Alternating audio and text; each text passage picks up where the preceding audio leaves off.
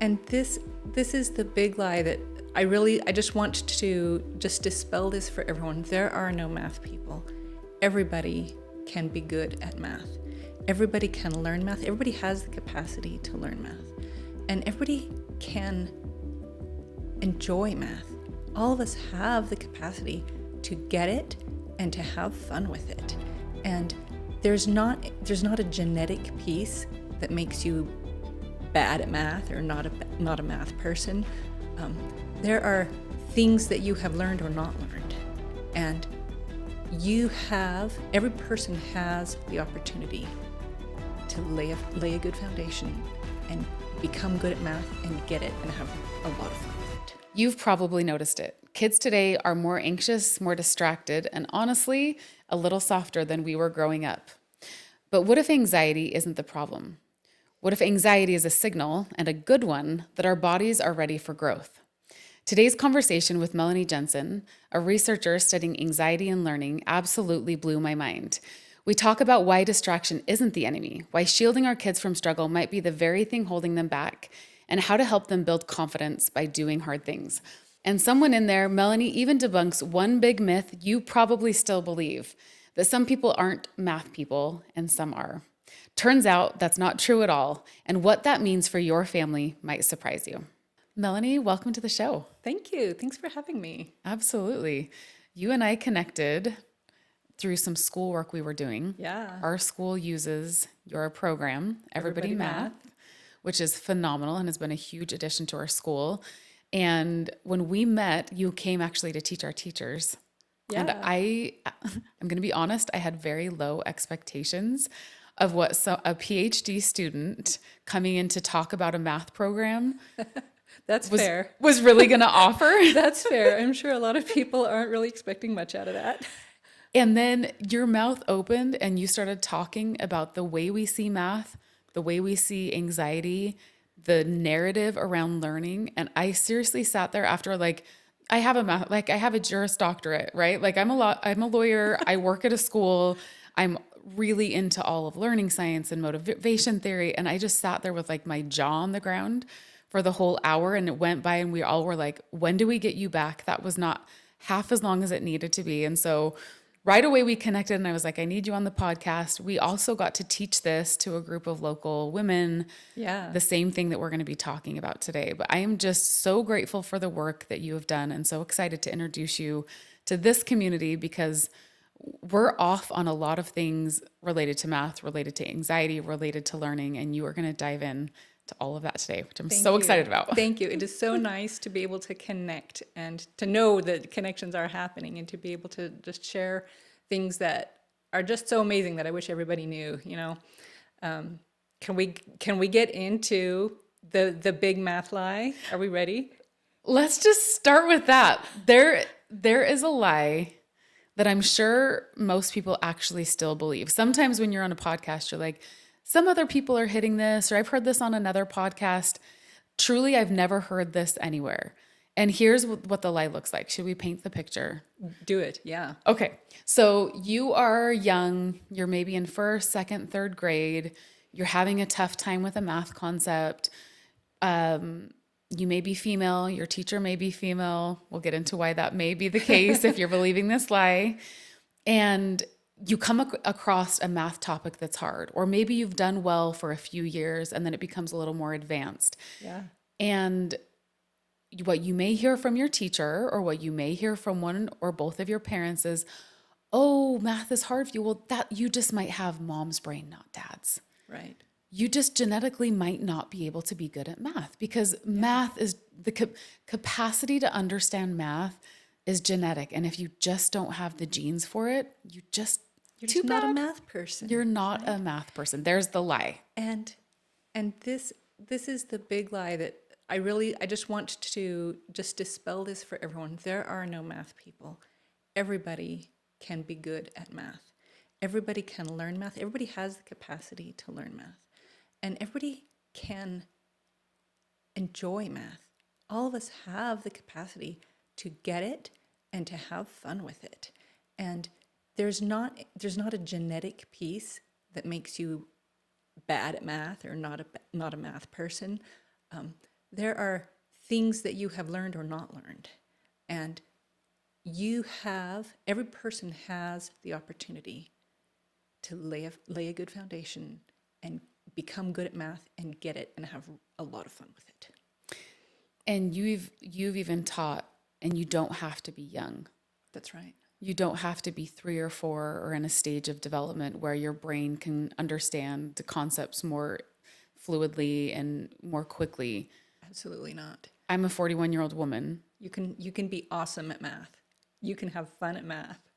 So it's just funny because if you apply this, again, if someone's listening in skeptical, like, no way. All of my life I've said I'm not a math person, and math is actually really hard for me. I don't believe you. Let's give some analogies to other things we would never say this about. And I think it will help us realize, like, this is the same as math, right? Right. So you go out for the track team. Right. And you're not as fast, or you're not as high of a jumper. I'm just not a runner. I just can't run. I can't run. We wouldn't. I'll never be able to jump. Right. We wouldn't say that. We would say, "Oh, I need to do some running. I'm out of shape. I'm out of shape. I need to get back in shape. I need to train a little bit." I have really weak muscles. I've mostly been sitting. A lot of us might say, "I should work with a trainer or a coach," right? If I want to get good at this, I should work with someone who knows how to do it and knows how to help me get good at it. I could look online for tips and tricks. I can learn that I have to stretch before, I have to warm up my muscles. There's an element of being strong, and there's an element of muscle memory. I mean, there's so many analogies that you can liken to math, right? Right. Let's go another direction. And this one, a lot of people are going to say I'm actually not good at that. Right. But again, what about grammar? I'm not a grammar person. My brain can't understand. And no one will say in public, "Well, I ain't a grammar person," right? And I ain't got capacity to learn it. I ain't able, right? I just can't. But what you know is, like, if I'm not a grammar person, it's because I've not spent time learning grammar. Now, if I'm okay with that and I don't want to be good at grammar, you may not do anything about it, right? Right. But in your mind, you know, like, if I wanted to speak better, if I wanted to speak more beautifully, if I wanted a better vocabulary, if I didn't want to make grammatical mistakes, I just would have to spend some time with it. Right. I would have to go learn it. I'd have to go learn it. But for some reason, and interestingly, it's particularly bad in the US, where our scores of math are bad and falling. Yeah. The trajectory is not, like, the graph isn't going not up good. and to the It's right. not good. We're getting worse. And a big part of that, like, think about it. If we throw around this concept of growth mindset, right? What do I feel like it's within my capacity to learn something or become better? If you feel like I'm not a math person, how much effort are you going to be putting into math? Exactly. And that's really a key thing right there. And I will hear this from adults. Like, maybe half the time, if I tell people I'm studying math anxiety, adults will tell me, "Oh, that's me."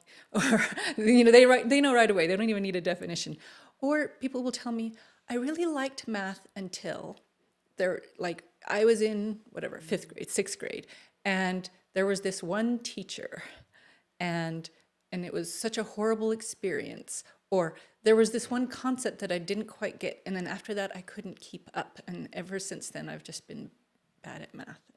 And, people can even identify that they liked math in the beginning. And then something happened and they weren't able to keep up. And after that, they weren't a math person. They never caught up after that. Others, they fell behind maybe earlier, and they have just always thought of themselves as not a math person. I'm like my mom. I'm not a math person. But none of that is true. So let's go talk for a minute about the correlation to teachers and females, because this was the part that really got me a little fired up and actually scared, because it was like, we need to know this and we need to spread this information, because it's not just starting in the home. Right. It's also then continuing oftentimes in our government schools. Right. So in the studies that have been done relating to math anxiety and math achievement, I get deep into this. You can stop me if I get too much on my soapbox. But one of the things that they have found is that math anxiety is contagious. We share it with our kids, as we've already talked about, but teachers can also share it with their students. And This is especially common if there's a female teacher and a female student. That this idea that we're not math people can get passed along, and students will adopt that and believe it. And in a lot of the research that has been done on math anxiety, one of the things that the researchers have looked into is what do people study when they get to choose, like when they choose their college major, what do they choose to study if they have a lot of math anxiety? What fields do they avoid and what do they move to? And You asked us this question. I did. I asked our whole team, our school team was there, and you said, what do you think if you had math anxiety growing up and you get to college and you're picking a major, what do you think you would pick? None of us guessed the most common, but here's the normal guesses. And maybe again, people listening in, what would you think? I'd probably pick English. Yeah. I'd probably pick psychology. I'd probably pick art, something that if I'm believing that there's math brains and language brains, and I'm not a math brain, I must be a language brain, then I would choose anything that's in that realm. Right. What actually do people with math anxiety most often choose as their college major? The number one college major for people with high math anxiety is elementary education. And it's so painful. It is, isn't it? And so we have kind of a vicious cycle where teachers can kind of pass along unintentionally this idea that math is kind of hard and some people just aren't going to get it, and we love teachers. We love. I work at a school. Yes. You're a PhD student. We love teachers, and teachers are working so hard. They're very dedicated individuals, and working so hard, doing so much beyond what they're getting paid for. I think truly teaching is the hardest profession. I think so. After being 4 years in a school and seeing, because think about it, if you're like, what is the thing you might care the most about in your life? Like if an investment does bad, if you lose money, think how hard that is. But if something happens to your child, affecting people's lives, right? And so I just seeing firsthand, like the tightrope teachers have to walk to help the parent and help the child and like listen to these concerns. And sometimes I'm like, they're a therapist. Like parents are bringing issues that I'm like, teachers are doing the hardest stuff. Teachers need so many skills. And they're doing such important hard work. And so every time I have to tell them this fact, it blows them away because it's such a devastating thought to most teachers that, first of all, they know, a lot of them, they're like, oh yeah, that's me. You know if you have math anxiety. You know if that's been in your mind. And then it's just so hard to think, oh, maybe I'm passing along ideas that are wrong and that are not helping the people that I'm putting so much love and care into. And I think that's true for parents too. Parents have a lot of the same roles as teachers. Parents are doing a lot of teaching and they're caring so much. And it's really hard for us to hear this idea that maybe we're not helping, maybe we're saying things that are harmful. The trickiest thing I think with this concept for teachers is it's probably the most compassionate teachers, the best teachers, the kindest teachers. They're making that emotional connection. That are doing the most damage. In this particular thing. Totally, this one thing. Totally. But what's helpful is as a teacher, if you hear this, you can make the shift.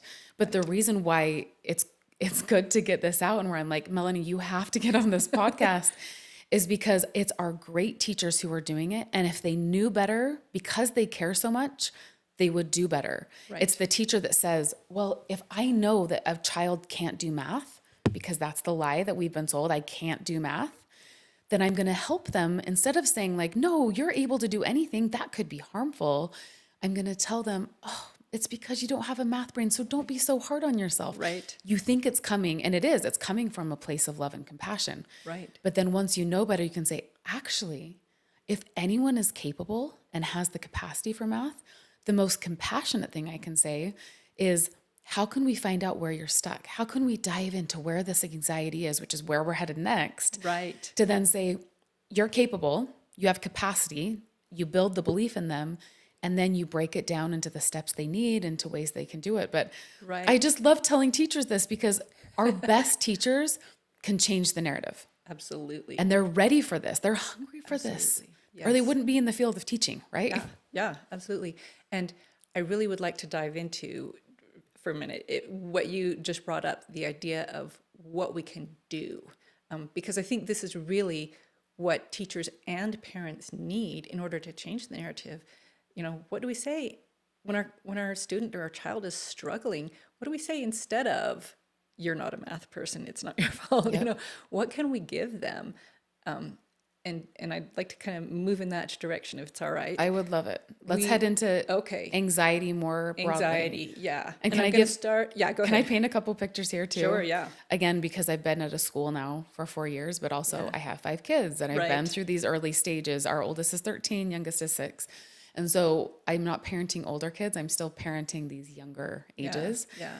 And anxiety can present itself in so many forms. Again, I think the public narrative around anxiety has become fixed mindset instead of growth mindset. It's if my child or if I have anxiety, then I need to stop doing things in my life. If I have math anxiety, if I have social anxiety, if I have school anxiety, whatever it is, the thing that is causing this anxiety, we think then that means if it's a fixed mindset, I can never get over it, then I must avoid that thing. Right. And I see parents who are like, I can't get my kid to go to school, so I'm not going to push them anymore. I'm not going to help. I'm not even going to try because if they have anxiety, there's so much fear around that going to something bigger and depression and the whole road. We have to solve the anxiety, right? We have to back off of the thing that's causing the anxiety. Yes. And a lot of it is fear driven because I think we're a generation that have seen like, well, we haven't addressed mental health issues. And we've seen things like suicide rising and we've seen other things. And we see the effects very easily of the anxiety, right? And this, can I go back a little bit to like the early research in math anxiety to kind of illustrate this? For a while, researchers in math anxiety really thought that anxiety was causing low performance because it's easy to see the correlation. People with low performance also have high anxiety. Not every single one, obviously, but they're correlated, they're related. And so for a while, you know, we had this idea that if a person's experiencing anxiety, it's causing them to perform worse. And we need to like put a lot of resources into solving anxiety. Well, as more and more studies were done, and especially longitudinal studies over a long period of time, what we discovered is that more than anxiety causing poor performance, what we find is that poor performance is leading to anxiety. Far greater effect. And so... I'm sorry, let's just stop there. Yes. That is mind blowing. Because again, you think if my child has anxiety, it's going to make them perform lower. Maybe I just pull them out of that topic or subject or team or club. Yeah. But to say, wait a second, if low performance is more often leading to anxiety, I'm shifting my focus. I'm no longer going to hyper focus on the anxiety. Right. I'm going to say, how can I empower my child, my student, my friend, my spouse, myself to stop being a low performer? And how do I go from low performance to high performance? And that's in my control. Absolutely. And then watch the anxiety start being taken care of because we're no longer leading a pathway from our low performance. Right. Again, this is like mind blowing to me because I have heard the other way around over and over. It's just anxiety. Like, don't push my child, or even in my own mind, like how hard do I push my own children if they're nervous to call someone on the phone or they're nervous to go talk to an adult? Well, if it's anxiety, then I don't want them to be in a state of distress. Right. And no, it's because they're really bad at talking to adults. About this, right? We're going to talk about how to deal with the anxiety, because we're not just saying, oh, well, you know, they just have to get better at it, throw them to the wolves, right? We're not, that's not where we're going. But it is really important to understand that the reason we're experiencing anxiety is that we're lacking key skills. We're lacking a foundation.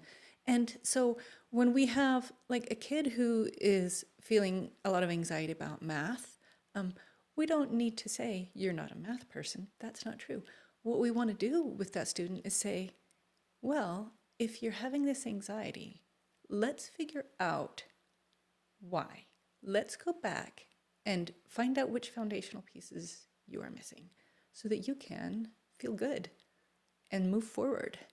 And that applies to not just to math, but very broadly across many aspects of our life. So this is where we may still talk about math some, Sure. because that is what you've been focusing on. Yes. And you've completely changed my mind and our whole school's mind. And Awesome. actually our whole dialogue at the school, like we have been hyper focused now on like, do we ever say I'm not a math person? Do we ever say math is hard or not fun, or get your math done first so you can do the fun stuff? Like we have really dived into what our language and messaging is around. So that might still come in through the rest of the conversation, but we're going to broaden the conversation now to anxiety. And now, so, okay, if you believed us to this point and you're still listening in, Still here, and you want to do something about it as a parent, or honestly for yourself, to say, I've always believed that lie in X area, whatever the area is. Now, what do we do? So let's frame first just what is anxiety, what causes anxiety a little, and then go into Great. How do we help kids through this or ourselves through this? Yeah. So a useful functional definition of anxiety is negative emotions, not just anxiety, but a wide range of negative emotions that you feel when you are called on to do a particular type of task, such as math, right? And this can be anger, frustration, boredom, shame. There's a wide range of negative emotions that can be associated with a particular category of activity, right? And all of these emotions kind of come down really to two kind of core traits that we have related. And I'm going to use math as an example, but this applies pretty broadly, So with math, we have these two traits of value and control, right? Value is how much we value, how important we think that thing is. How important do I think math is and having good math skills is? The other trait is control. How much control do I feel I have over mathematical situations? Do I believe I can learn new math? Do I believe I can solve math problems? Do I believe that when I'm confronted with a mathematical or numbers situation that I can find the answer that I need?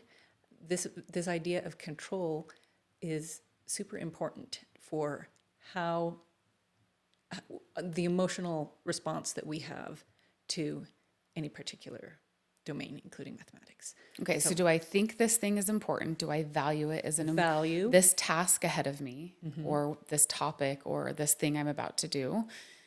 How much do I think it matters? And how much do I think I have control on the outcome? Right. Okay. Right. And if I don't think it matters, I'm not going to have strong emotions, right?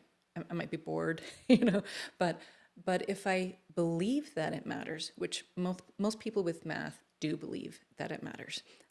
If I believe it matters and I have an excellent feeling of control over it, like I believe I can do math, then I'm going to enjoy those mathematical situations, right? But if I value it, I believe it's so important, and I feel that I can't do it, and I don't have the ability to succeed, then I'm going to feel terrible, right? I'm going to feel discouraged. I'm going to feel ashamed. And all of those negative feelings are going to have the effect of me avoiding those situations. So that is the anxiety. When you care a lot about a thing and you feel like no matter what you do, you can't make a difference to be better at that thing or accomplish that thing. Right. Can I give another example? Yeah, please Here's an do. example from my life that you used from your life. So it sounds like we had similar childhoods. I was so afraid to talk to adults. I get so nervous. Right. Heart would pound, even still sometimes in a small group of adults. Yeah. I'm fine on one-on-one, I'm fine on a podcast, even fine presenting things to a bigger group. Sure. But when it's like a group of 10 to 20 people and everyone's sharing things around the room, I feel that Worst, like right? heart rate go up again.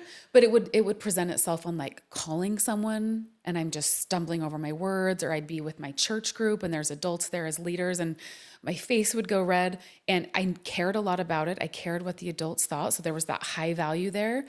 And there was no one that ever told me there's skills actually to being good Right. at talking to people. Yeah. I could teach you 4 things, just like, I mean, think of the extreme case in autism or neurodivergence, right? Right. Even if they can't read social cues, there are things that someone in that situation can learn to be great at talking to people, which is Absolutely. mind blowing. I wasn't that far, but still in my mind, there was no growth mindset. There was no control. It was, I'm bad. I was born bad. My sister is good. My dad is good. My mom is good. Right. I'm bad. So I just need to avoid talking to adults. And if you cornered me at church, it was, if I can, the sooner I can get away, the better. I just wanted to run out of that room. And it was Right. the friendliest people in the whole world, right? Right. And we can see this in so many circumstances. Hopefully, again, if you're you listening in, it's like, where am I seeing this in my child? Where am I seeing this in myself? Where is there something I value highly and I feel like I have no control over it? Of course, I'm going to be experiencing negative emotion, and that is anxiety. And we all have that. I'll have it. We all have it. And our kids all have it. And sometimes our kids have it and it's in a different area from where we have it, right? And so we don't recognize what is happening. We don't recognize they're experiencing this anxiety because they don't feel that they have control in this area. And I think sometimes it's especially hard for us if it's something where we have a strength and we're good at it, and we don't think of it as a thing that's hard. And so we don't immediately recognize that for a child or a person that we have stewardship for, that we care about, that we're trying to help, that they're really struggling with this thing because to them, it just seems impossible. Yep. And so it's good for us to understand this. And can I add to that? Yeah, go ahead. I think also if it's something you've struggled with, you're really good at teaching it because you've had to break it down yourself. It's true. If it came naturally to you and then you see a child struggling with it, you actually don't usually have a skill set to teach it because you've never thought about breaking it down because it feels so natural. It's like, well, I just go and say this, or I ask questions, or I turn the conversation back to the other person. But you've never broken it down in your mind because you never had to. So I think it's especially frustrating when it's your child or your student because you lack a skill set there. Right. You've never had to break it down. And so to you, it's just like, well, you should just have it. You're actually putting them Just do into this. that anxious place because you're saying you should just be good at it. There is no growth mindset either. Right, right. For an example of this, my husband, who has excellent social skills and is just always very comfortable talking to people, was just so frustrated that one of our children would not make an important phone call that she needed to make. And I said, let me help her. And I sat down with her and I said, this is what the person needs to know. When they pick up the phone, you're going to say this. And then here's some information that you're going to need to provide to them. And we walked through the conversation, and she was like, okay, sit by me while I do it. But she was able to make the phone call then. And so it's one of those things where, as you said, if we've struggled, we understand what the struggle is about, and we're going to be interacting with people in both scenarios, right? Some where we've always been good at it and we don't see why it's hard, and others where we really understand the hard parts and we're able to help them with it. And it's good for us to recognize both of those scenarios, I think. So this leads us right into, now we set the stage, we understand, we can conceptualize anxiety, maybe recognize it in our own lives or in the lives of those that we love. Right. Where do we go from here? How do you help someone, yourself, go from this anxious place to a place of empowerment? Great topic. Great question. And I think one of the key things is for us to recognize when it is anxiety, right? When am I dealing with things? When is anxiety my problem? Because what we more often see is that we're not doing a thing that we decided we were going to do, right? And with our young adults and our teenagers right now, we have kind of a perfect storm in that there are an infinite number of distractions for them, way more than we had to deal with. And it's not just that there's so many distractions. A lot of their distractions are on their phone and on their laptop, and those are the exact tools that they're expected to use to do all of their useful things. So their distractions are right there.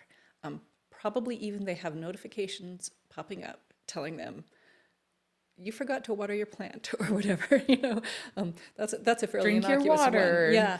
You got this notification. You have this message you And had to see. yeah, we also, as a society, have kind of, we've eased up a little bit on teaching our kids to do hard things and how to do hard things. And Can I just stop? You said that Yeah. so politely and so nicely. Okay.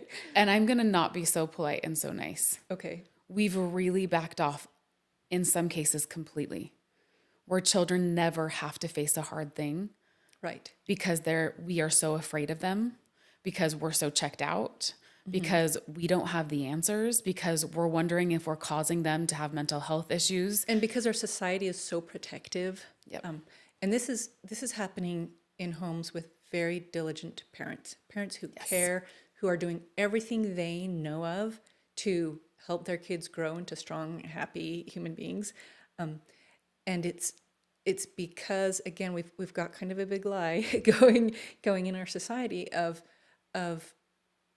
protecting our children from any bad thing happening.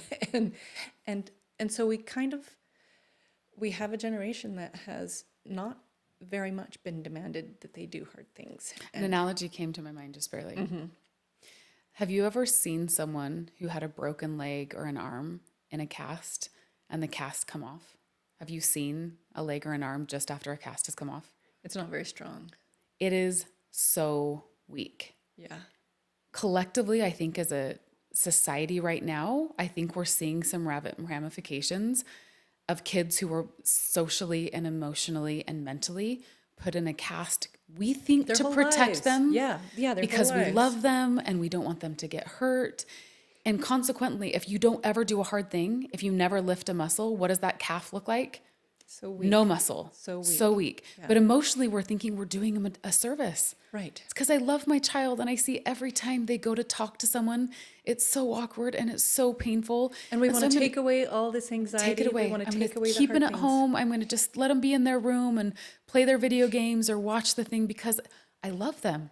And truly, as a parent, you mean it. Yes. Yes. And then we're seeing all these casts coming off of 18-year-old and 20-year-old and 24-year-old kids. And it's like, how do you think they would have social muscles? Right. They've only been on a video game. Right. How do you think they would have mental muscles? You've pulled them out of classes that were hard because you were afraid that it was going to cause mental health. Right. When they needed the opposite. Right. And a lot of them, they have to deal with it for the first time when they leave home.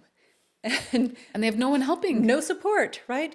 Nobody to tell them, actually, it's okay, just buckle down, Yes, I've been there. I feel you. It was hard for me as well. But here's how go I can back help. and do it, right? But go back and do it. And so, since I've been in the university environment quite a bit in the last few years, I have seen this with so many young adults, and they don't see what's happening to themselves. They don't understand what's happening. They're so frustrated and they're down on themselves because they're in this situation where they have a major assignment due, but they played Fortnite instead, or whatever, and they think, oh, I'm so terrible, and they're down on themselves and they hate what they're seeing about themselves, but they don't know how to fix it and they don't know why it's happening to them. And so what I want people to understand is this idea of, and this is not a technical term, this is my family's term, derailment. And this is when something feels so intimidating to you that your brain just veers away from it into something else. And if we have all of these distractions available, especially right there on our laptop where we're trying to do the thing we're supposed to be doing, it's just so easy to get derailed. And we talk so much about individual distractions like social media or video games or YouTube, right? Any parent can tell you they've had this conversation with their kid where we need to limit, and then you name it, right? Your screen time, which is not what we want to limit. We're using our screens all the time, right? Or we need to limit your video game time. What we really want, what we're trying to develop, is the ability to focus and do hard things and then play when it's time to play, right? But what we're not recognizing is that all of these distractions are kind of the same thing, and the distractions themselves are not the problem. The problem is the derailment, that point where our brain says, making phone calls is too hard. This homework assignment is too hard. The instructions aren't clear. And it can be so many different things. And all of us get derailed by different things because we have anxiety in different areas and we're frustrated by different things. Incomplete instructions drive me nuts. That's something that I will veer away from. And so what happens is we're all fired up. We're gonna get this thing done, right? We have a goal and we get started on it, and then we reach a point where our brain tells us, too hard, can't do. And next thing we know, we're half an hour into some other distraction. And this derailment, in some ways, it's easy to recognize. You know, if you find yourself playing Fortnite, you know you're not doing what you meant to do. You know that you're off track. But for a lot of us, especially if we're very driven and we know we want to be getting stuff done, we instead have kind of a situation that I call productive procrastination. Okay, and so for me, this could be I get started on my hard thing, and then I find that I have been checking my emails. I'm cleaning out my emails. Is that good? Yeah, I need to check those emails. I need to contact people who've contacted me. I need to, get the whole email box totally cleaned out, right? But I've given up that fight, just FYI. Is that the thing that I set out to do? No, it was not what I set out to do. And I'm still feeling that little cloud of dread because I know, my brain still knows that I have this task that I set for myself that I know needs to happen, that is important, and I haven't done it. I haven't gotten around to it. And instead, I veered off. Do the dishes need to be done? Yeah, the dishes always need to be done, right? Are there things around the house that need to be done? There always are. There are an endless number of things, just like all of those electronic distractions, social media or video games or YouTube. There are an infinite number of good, valuable things that we can be doing at any given time. It is just as easy for us to get derailed into productive procrastination, doing things that are not the thing that was our number one priority. Oh man, you just said so many good things here. And I love that you actually coined a phrase with this, that you called it productive procrastination. The two P's there, productive procrastination. Because if you just have language around it, then you can recognize it in your own life. But you saying, if we have productive things we're doing, we may not even realize there was anxiety there. Right. Because the moment when you turn from, here's the thing I wanted to do, to here's something good but wasn't needed, there was a moment in between there where your brain said, too hard. Just like you said, I can't. But if you don't sit in the hard, you never recognize, well, why does it feel too hard? What about this is too hard? Right. What is it here that if I attacked would then get me to the next step? But because there's so many other good things we could be doing, we don't ever face what would get us over the anxiety. We don't and even get us recognize through the anxiety. Right? We don't recognize that we got derailed. And I think that's really our first step, is recognizing I have been derailed. Even though I'm doing good things, I have been derailed and I'm not doing the thing that I meant to. And then we really need to, and this is a learned skill. It's not something, everybody can do right away, but we need to learn to kind of backtrack and say, where did I get derailed? Like what was the thing that my brain flagged as too much, can't do, and sent me off? And and for every person it's going to be different. And that piece of executive functioning will make or break a career, will make or Absolutely. break a relationship, an ability to have friendships. Like this is the thing that's stopping you. If there's Yeah. something you want in your life that you're not getting right now, if you can figure that part out and then It's have the huge. growth mindset that like, this is figure outable. I have ChatGPT. I have YouTube. I have every tool I need, but I need to know what question to put in. Right. If I can get the right question in and have enough belief in myself that I can act on it, Right. then I can do this. Yeah. Okay, so now recognizing is one thing. Now let's give some skills for getting through the derailment. How do we work past that? You hit this anxious part, and instead of derailing, you want to stay on track. Sometimes to get past derailment, the right thing to do is just do the hard thing first. You know, recognize that there is a hard thing and jump into it. And for me, sometimes I have to ask myself, if I were really going to do this thing, what would I have done? I would have opened up an empty file, and sometimes it's that easy. I would have opened up an empty file and I would have put a title in it. And so then I open that empty file and I put a title in it.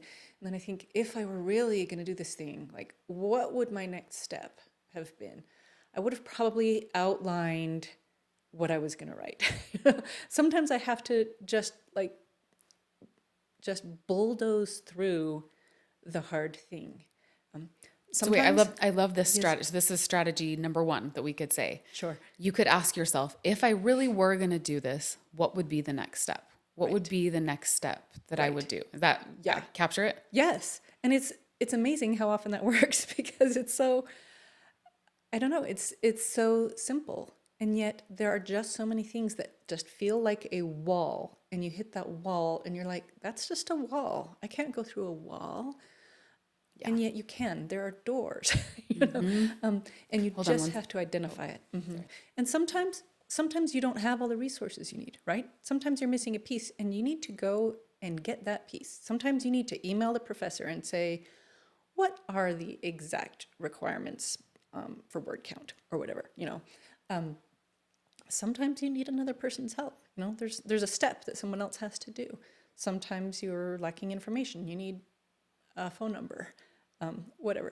There can be so many different things, but if we can identify, what am I missing, or why do I feel this is hard, and break that down, we can get past that. Um, Okay, so now we've talked about a first tip, right? Like yeah, if I were going to do this, what would be the next thing? What else do you do when you're trying to avoid the derailment and stay on the thing you're going to do? yeah. So another thing is sometimes do the easy part first, because then you're in a groove. Well begun is half done. That's not just a saying.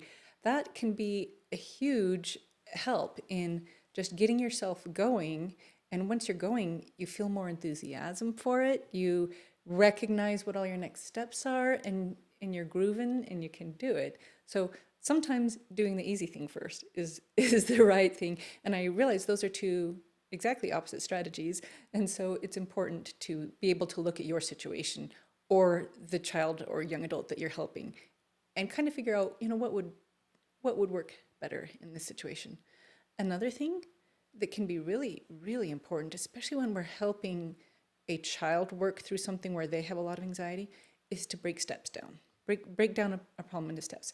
When my kids were little, if I had told, a 5-year-old, clean up your room. If I had even been like the hardcore parent and been like, you are not leaving that room until it's clean, that room would never get clean. Why? Because that is just too much for that little brain. They look at that and they're like, I, I don't know how to do, I can't do this. This is too big a job for me. But if you say to the kid, pick up all the clothes that are dirty and put them in the hamper, that's something they can do, right? If you say, find all the books and put them next to the bookshelf where we can work together on stacking them neatly into the bookshelf, they can do that. If you say, find everything that's just trash and throw it away, they can do that. So, I'm sure a lot of parents have been through this where I would send a kid to do one task at a time. Go do this part and then come back and tell me when you're done. Go do this part and come back and tell me when you're done. It would still take a long time to get that room clean, don't get me wrong. But then over the years, they get to the point where they don't need you to tell them the tasks, right? Or you can tell them 3 tasks at a time, right? They get better and better at breaking that down for themselves.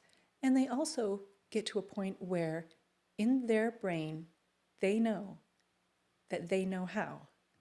And that's the big breakthrough, right? Yeah. Is when they know that they know how. They know that there's a set of tasks that they can break that thing into, and all of the tasks are things that they know how to do, and they're all doable.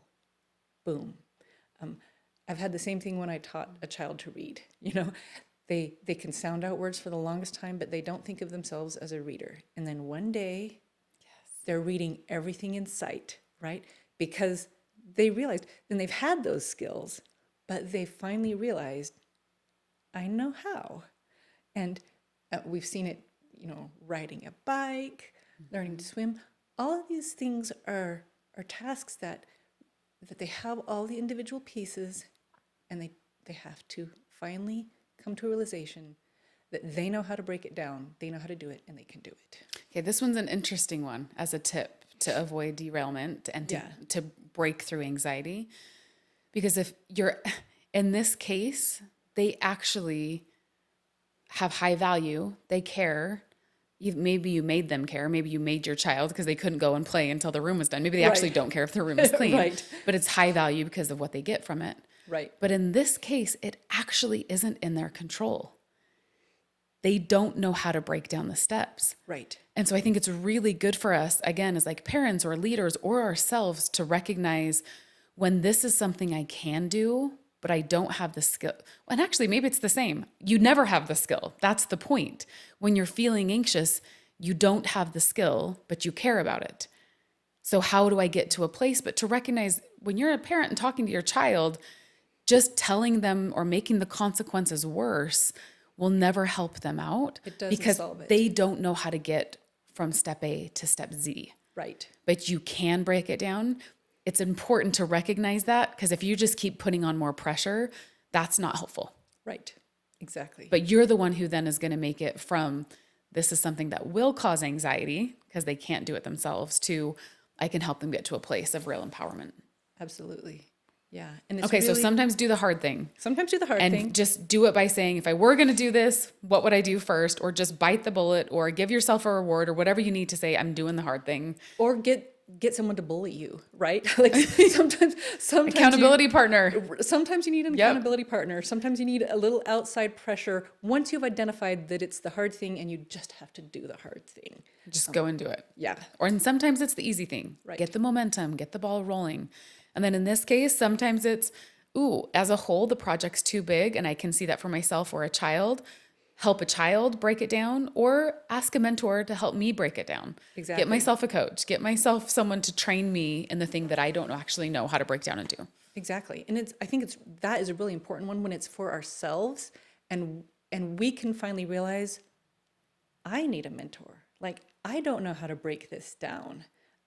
That can really be a huge help for us as adults. Yep. But always for our kids too, and our young adults. We really need to recognize when they just don't know how to break it down, when it's just too big altogether. And this has been really driven home to me working again at a school with young people. It's easy to look at little people as like just smaller versions of an adult human. Right. And if you dig into the neuroscience of what their brains are actually capable of, Right. their executive functioning capacity is so low. So often our teachers, we have these conversations like, I thought I could just tell them a task like go clean up the room or go do this thing. But with our youngest little students at our school, I love watching how they start to break down entering a classroom. This is how you wash your hands. This is how they start with something so simple. We have a Montessori curriculum for our Yeah. younger kids. One of the first things they start with is this is how you get out a work rug. And this is where it is, and this is where it goes. And there's a song when you roll it up and you tap it to stay straight. And so for the first 90 days of a studio opening a new classroom in a Montessori classroom, Right. you are actually not even doing a lot of the learning. You are just step by painful step that they spend hours on just lunch. Yeah. This is where this goes. Your belly goes to the table. But I think too often instead we approach kids like, well, don't you know this yet? Yeah. Come on, get yourself together. You're already 5. How come you don't know how the entire world works yet? Yes. And then same thing with our teenagers. Again, I used to think, well, they're so big and grown up, and I'd even be a little intimidated of these cute teenagers. Right. And now I realize they are so hungry for you to break down how to ask someone on a date, Right. how to have a great dinner conversation. Right. They may not say that, but they may not act that way, but they are in a true state of anxiety, so many of our teens, because they've just never had things that are common to us. Right. After years of doing hard things, hopefully our parents forced them in our Yes. lives or let us have that growth experience. If we haven't given that to them and we haven't modeled that, we can't have an expectation that they can just go do that thing. And I think the modeling and the guiding them through it, the scaffolding, is I think that we really need to pay attention to, because we think, well, they've seen me do this 100 times, right? They've sat in the passenger seat and seen how I navigate a 4-way stop, but they haven't really, like, They were not they watching were there, you navigate but that. they were not mentally engaged and trying Yep. to figure that out for themselves, Yep. right? And so it's really important for us, as they are moving into a stage where they have to start doing things for themselves, we do have to give them the breakdown. And sure, if they've seen us do it, they'll be able to recognize it. They'll be like, oh yeah, I recognize why that's good. I see that you've done that. But we still have to tell them, and we still sometimes have to walk them through it. With all of my kids, before they get even a driver's permit, like, I like to spend that year before saying, do you know where we are? Do you know how to get home? Or, we're coming up to a 4-way stop. What am I going to look for when I get to the 4-way stop? Can you tell me when it's my turn to go?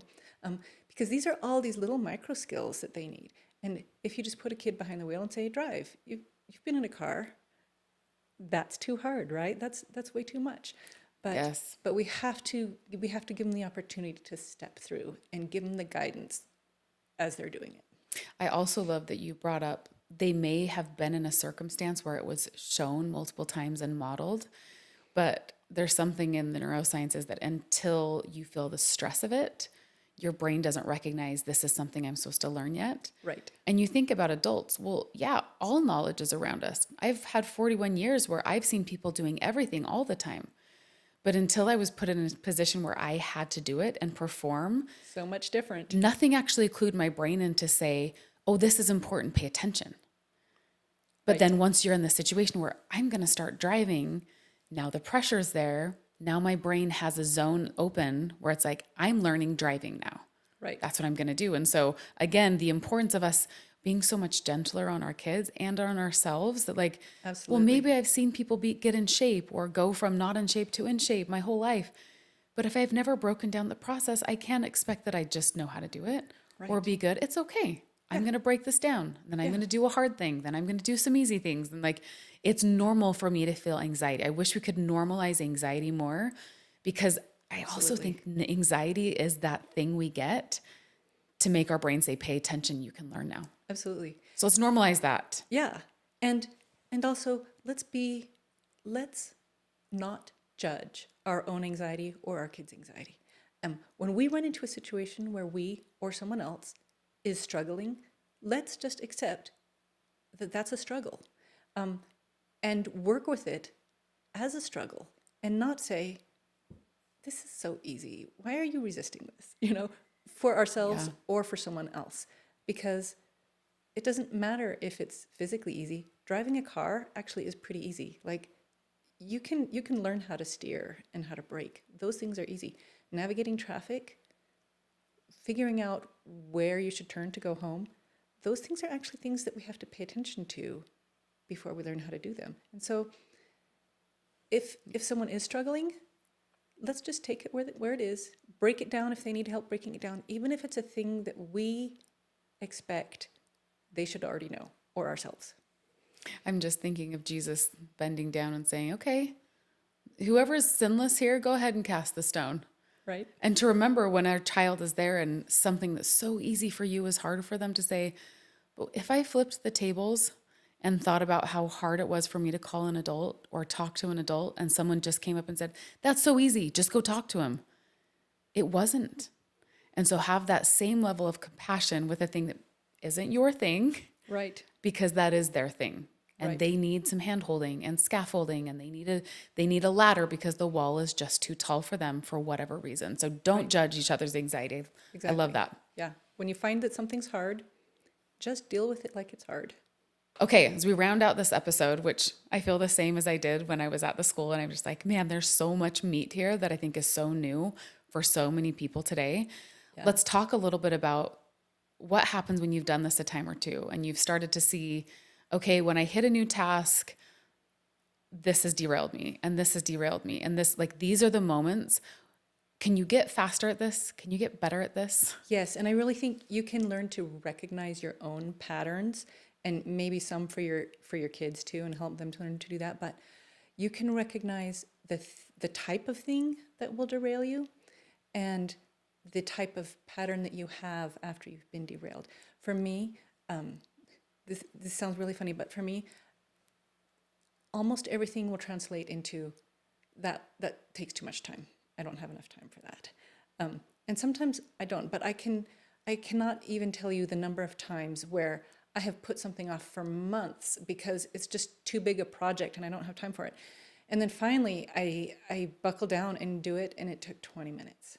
And so one of the things that I recognize about myself is I will always say, oh, that's too big. It takes too much time. And I have to really look back at things and say, is it actually that it takes time, or is it something that feels big and my brain is saying too much time, too big, you know? So that would be an example of pattern recognition of, like, maybe it's actually anxiety. If I'm going to the derailment of this is too hard or will take too much time, there may be something else at play. That is my flavor of derailment that I like most. Is that what you're saying? Yes. Okay. Yes. So that's one way that my brain just interprets hard things, too much time. And I've seen it different with different people. Too much money can be another one, like just too expensive or overcomplicated. And this one will surprise me sometimes because I'm like, how could it be simpler than this? But for some people, that's what their brain will say, overcomplicated. And so it's just identifying your own pattern. What is your brain saying when it's intimidated? Mm-hmm. And then another pattern is what do you see yourself doing? How do you get derailed? For me, like cleaning my desk, cleaning my inbox, doing my dishes. That productive procrastination. Yeah, that productive procrastination, that is where I will always find myself when I've been derailed. And it's different for different people, but if you can recognize that and learn to identify when you've been derailed and why, that can really be a turning point to help you change these patterns. And I love that you called our attention to the fact that we want to just say Facebook's bad, social media's bad, video games are bad. So as long as I cut that out of my life, I'll be better, to saying, no, that is just my cue that there's something that feels hard that I need to learn how to do. Because then you're actually looking for it. When am I looking to social media? Oh, it's when I have to send emails.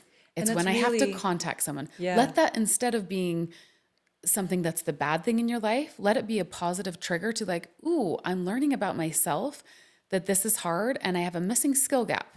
Right. I'm not good at writing emails and asking for things. This is one of my derailments. Right. I'll do all the work I need to do, but the minute I have to go and ask someone else, derailed, Right.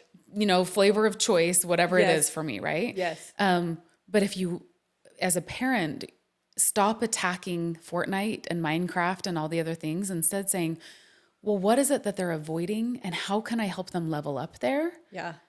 Your child will start to make progress. And then, like you said, then let them celebrate with a thing that's happy and fun and outdoor time and whatever it Absolutely. is. But that's actually not the bad thing. It's that they don't know how to make themselves do the things that they want to do yet. Right. And until you can identify that and solve that problem, it won't matter if you remove one of those distractions. You can remove one video game and there are more. You can remove video games. Cut off one head and a million will grow in its place. Right. It is absolutely a hydra. There is Yes. no end of distractions. And seriously, if you are derailed, you can sit and stare at a wall rather than do the thing that you were supposed to be Yes. doing, right? So trying to take on all these distractions one at a time or three at a time will never solve the problem. You have to be able to solve the problem of derailment. You have to be able to learn to recognize that and solve it. And you have to be able to do that for your children when they're little, and they have to learn how to do it for themselves as they grow. Melanie, I'm obsessed with this teaching, with this knowledge. I think it is exactly what we need as parents, as educators, and just as human beings. We live at an extraordinary time that's incredible in so many ways. But because we've put some casts around ourselves and said we need to be careful, we don't have strong muscles, and we have the most distractions we have ever had. And so this, I believe, is the message parents need right now. Absolutely. Some takeaways I want to recap. One is stop spreading the lie that some brains don't do math. Right. All brains can do math, right? Everybody can love math and be good at it. And I just wanted to put a plug. I wanted to actually say this before. When I would talk to my kids about it, because I recognized I turned the light on myself and oh boy, was I spreading this contagion. Majorly. Like I'm just not a math brain, but I am really good and I love reading and I love books and I love some writing, but I wasn't really good at writing, but I had to get better at it. But math, like, okay, and you want to ask my grades in math? Straight A's, Right. all throughout. Yeah. I definitely had capacity, but that wasn't there, right? But when I talked to my kids and tried to like, ooh, let's change this narrative, I started to talk about things like Rubik's Cubes and Sudoku and like math games where I'm like, oh, Excellent. actually, I love Sudoku. Maybe. And then I started realizing if I only took really boring paragraphs out of a book and put them on a paper and said, well, if you don't like reading those, you're not a reading person. I think we also do that with math. We take these problems and put them on a paper and it's sterile Very and nothing dry, interesting and dry. Irrelevant. Yeah. And we've done the same. And so I've changed my narrative. But one, let's stop the slide. Again, takeaway. I had to go off on a tangent, just me because I had to air my dirty laundry. There is no such thing. Let's change that narrative. If you are Absolutely. a teacher, change that narrative. If you are not currently good at math, get good at math. Right? And stop You the can, narrative and that you you're not a can. math brain. And You you can. can. And I would highly recommend, you did not ask for this plug, Everybody Math, the app, is so good for math facts. And a big part of math is like not spending so much time adding on your fingers and multiplying on your fingers Yes, that and you using can all never that get to mental something energy. more. That's like always staying as a reader in the land of phonics. Right. If you're always sounding out letter combinations, you will never be a great reader. So go find Everybody Math. It's on iPad, it's on computer, Anything with a browser. anything with the browser. And it's so good. Our kids eat it up at the school, they eat it up at our home, and just get through that as like your first step. And can I just add to that? Please do. Since we're on the topic. Whenever I have worked with an adult and they tell me, oh, I'm just bad at math. I'm not a math person. Or teenagers, and we dive in, I always find that person does not know their multiplication table. Now, is this an exact correlation? No, probably not, but it's something that I have observed, is that people who really just feel like they cannot do math, often they are missing that very important foundational piece. So anybody can do math. Everybody can love math. Math is fun. Math is all over in our everyday lives, despite what people say, well, I'm never even going to use math. It's everywhere and it's a part of your brain and a healthy part of your development, right? So takeaway number one, let's just stop that. Right. Stop the lie. Yes. Takeaway number two is there is something you can do about anxiety. Right. And the more you attack that anxiety and work through the anxiety, the less anxiety you will have. Right. That is the way through is through. Right. And it's really important to understand where that anxiety comes from, I think. And that is that feeling of not having control, feeling like it's important, but you don't have control. And so when you want to work through that anxiety, you really need to examine that control piece and say, why do I feel this way? What am I lacking? And a lot of this can just come down to limiting beliefs as adults, right? Whether it's the math thing or something totally different. I'm not good at business. I can't do money. Right. It's Wait a true in second. every domain. I have anxiety because I've never learned the skills, right? For all my college kids that I love who listen to this podcast, they're like my favorite women who are like going into careers or going into families. There's something called the time value of money that like if you save at a certain age, the compounding interest Right. is going to pay off. If you're finding this podcast with anxiety at this phase now and you say, I've never been good at X and have always wanted to be, I've never been good at cocktail parties.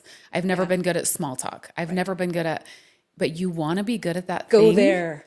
Go there first, because think if you can attack that as a 20-year-old, you have a lifetime of enjoying that skill. Now, the same as a 41-year-old, I have more than half my life left is what I'm expecting and hopeful of.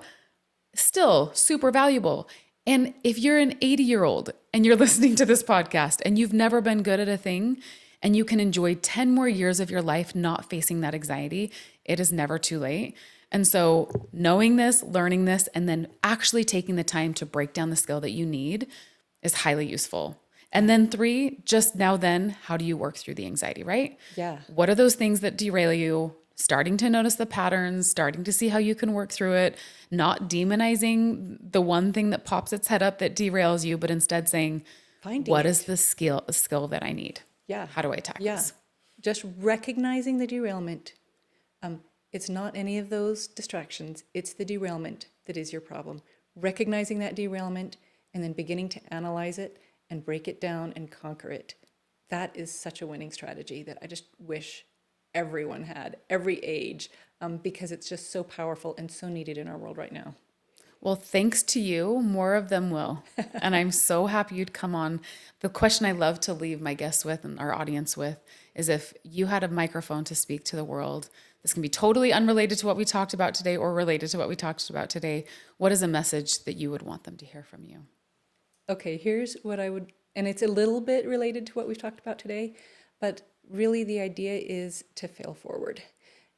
Because all of these things, like learning to deal with derailment, getting derailed and discovering that we have been, those are all things that feel like failure, and they're not failure, they're learning. And so every time, if we look back and say, what caused the problem? What can I do differently? Let's try again. That's what we're born to do. That's what we're here on earth to do, is to learn how to get up and do it again, but a little bit better. And we have enough time to just keep doing that and to just keep getting better. And if we can, then we can live joyfully. We can live intentionally. We can have a wonderful life and be of service to the people around us. All we really need to do is to keep trying. Try again. Fail forward. Fail until you achieve. That is the only way. Thank you so much for being with us today, Melanie. And thank you for having me. Everything you're doing and everything you brought to the show, but beyond the show, for what you're doing in education and helping us really become the humans we want to become. Oh, thank you so much. It's been such a pleasure to be here. This episode has had me thinking about how I show up for my kids when things get hard and how I talk to myself and them about growth and anxiety too. I'd love to hear what part of this conversation hit home for you. Come join the conversation over on Instagram at The Lizzy Jensen Show. We're talking about how to help our kids and ourselves face anxiety differently and get stronger because of it.